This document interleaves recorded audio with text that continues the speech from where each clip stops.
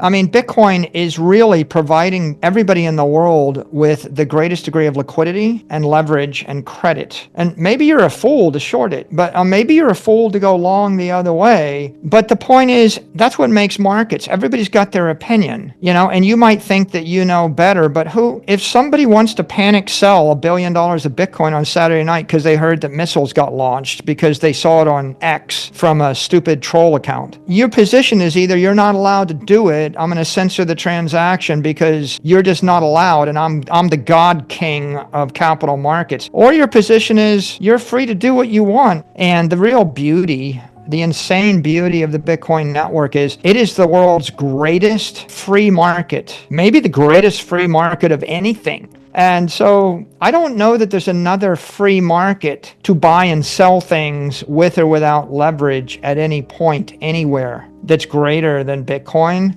Michael Saylor begins by delving directly into the distinctive features of Bitcoin, emphasizing its revolutionary potential as a store of value. In contrast to the inefficiencies of fiat currencies, he emphasizes Bitcoin's ability to withstand inflation and its function as digital energy. Saylor highlights that in a time of economic uncertainty, Bitcoin is an unmatched asset because to its decentralization and scarcity. Unlike traditional financial assets, because of its decentralized structure, Bitcoin can flourish as a tool for long-term asset preservation and financial independence. Additionally, he highlights how its acceptance by organizations and countries represents a significant change in international finance. Before we delve further into Michael Saylor's revolutionary ideas, please take a moment to subscribe to the channel, like this video, and enable post notifications for daily videos like this. Thank you for watching and enjoy the video. If you have $100 billion of Bitcoin and on Saturday night you want to sell all $100 billion of Bitcoin all the way down to 1 penny, maybe you can do it, and maybe you have an agenda to do it. I'll probably be buying it when it gets down to the 1 penny, maybe when it gets to the $1. I mean, if you want to call it manipulation, you can, but I wouldn't refer to manipulation as much as enable. It's enabling you to do it. Right, Bitcoin's volatile. It's always going to be more volatile than the S&P. The S&P's vol 15 and Bitcoin's vol 60. It's always more volatile, but the reason it's more volatile is because if you had $1 billion and you were in Japan on Saturday night and you just had a panic attack and decided the world's going to plunge into chaos, and if you wanted to take a $10 billion or a $100 billion short position on the economy, the only way you could do it was Bitcoin. But Bitcoin would give you not just the ability to short the market, it would give you the ability to short the market in 1 minute. It would give you the ability to short the market with 100x leverage or 50x leverage or 20x leverage. Okay?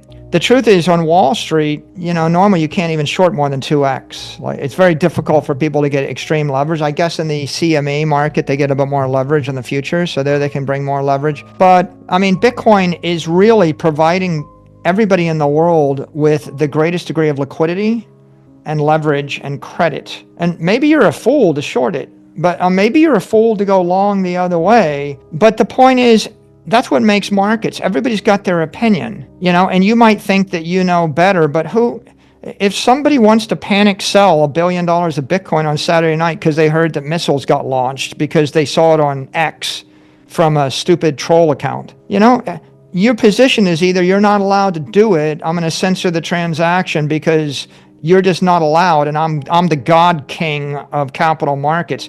Or your position is you're free to do what you want. I think it's stupid of you.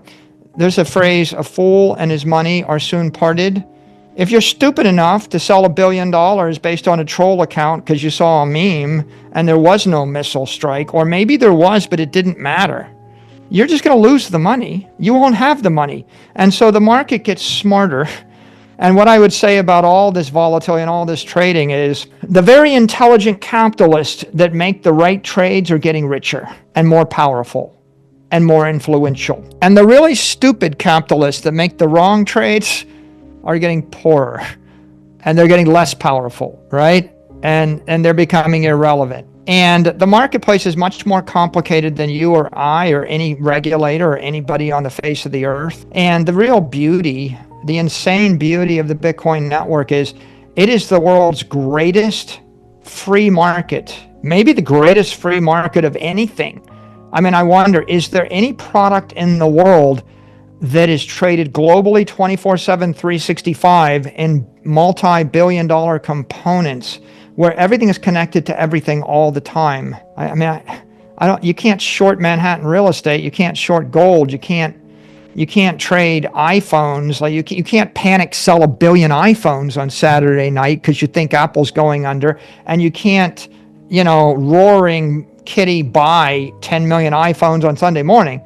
And so I don't know that there's another free market to buy and sell things with or without leverage at any point anywhere that's greater than Bitcoin.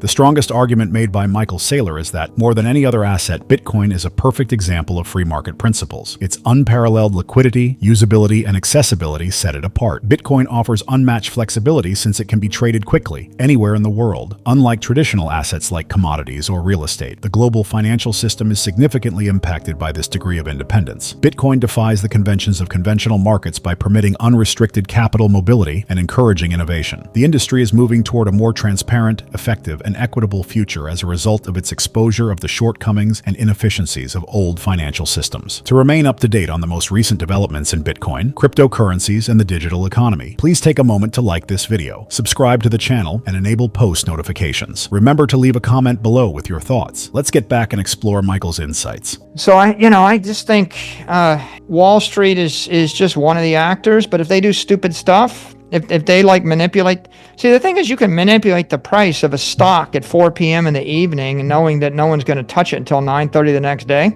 You can't really do that with Bitcoin, because if you manipulate the price of the stock at 4 p.m., it's going to trade another 6 hours.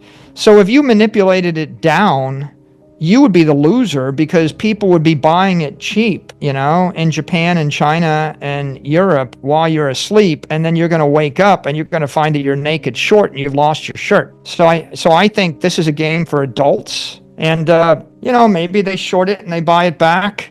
And maybe you don't like the fact that they shorted 1 billion in the morning and bought back 1 billion in the afternoon. But a free market person would say, hey, they created liquidity. And because they created liquidity, it trades 10x as much as it would otherwise trade. And because it trades 10x as much, that means that you can actually extract $1 billion in 5 minutes instead of $1 billion in 5 months. Right? It's like, you ever see a gyroscope? I'm spinning the gyroscope really fast, and you're like, well, wait a minute, it's not going anywhere. What's the point of spinning a gyro really fast if it doesn't move? Because the answer is stability, right? It creates enormous stability. We use it in inertial navigation systems. And so all of this stuff going on in the market, which could be characterized by a hater or a skeptic as manipulation, it's capitalist trading with an agenda that's different than yours or mine based on their local knowledge. And they're creating liquidity. They're compressing the spread. They're creating credit, they're creating stability, they're actually diminishing the volatility, because they're going to short it at the top, they're going to cover their short at the bottom. They're creating a stable framework, and and the inertial navigation systems matter, the gyros matter, right? All of these things have a physical value, right, in the economy. And I think anybody in business or anybody that studied life much, they realize that in a city or in an economy where lots of actors are able to go about their business doing things that you don't understand, that you wouldn't do, normally that maximizes productivity and quality of life, right? And if we only agree to do the things that you think make sense, well, every idea that you never thought of is never coming to you. And the truth of the matter is, you'd probably be dead, because there's probably 99,000 things that get done in this society that you can't do, that you wouldn't even think to start doing, that are going to save your life one day.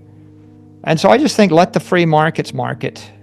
That's what they're meant to do. That's what makes the entire world work. That's what lifts humanity out of the gutter. Michael Saylor strongly advocates for Bitcoin's status as a free market asset by contrasting it with the limitations of conventional markets. He describes how inefficiencies result from Wall Street's limited capacity to influence stock prices over short periods of time. However, as Bitcoin is a worldwide round-the-clock market, such manipulations are expensive and unsustainable. Any attempt to artificially reduce its price overnight may backfire, as traders from all over the world take advantage of the opportunity to purchase it at a discount, which will ultimately stabilize the market. Saylor emphasizes emphasizes that Bitcoin's liquidity and continuous trade produce stability rather than chaos by comparing it to a spinning gyroscope. Saylor contends that frequent transactions and shorting improve liquidity, reduce volatility, and compress spreads, despite the fact that some may view these practices as manipulation. The market for Bitcoin becomes more stable and effective when a wide range of actors with different goals are permitted to freely participate. He emphasizes the value of free markets further by pointing out that innovation and advancement result from letting people act according to their own ideas and knowledge. Restricting this freedom slows innovation and lowers society's overall worth. This idea is reflected in Bitcoin's unrestricted international trade, which empowers people and advances humanity toward greater resilience and prosperity. Saylor ends with a potent reminder that innovation and human growth depend on open markets, including Bitcoin. If you enjoyed this video, don't forget to like, subscribe, and hit the notification bell to stay updated on the latest insights from the world of Bitcoin and finance. Thank you for watching.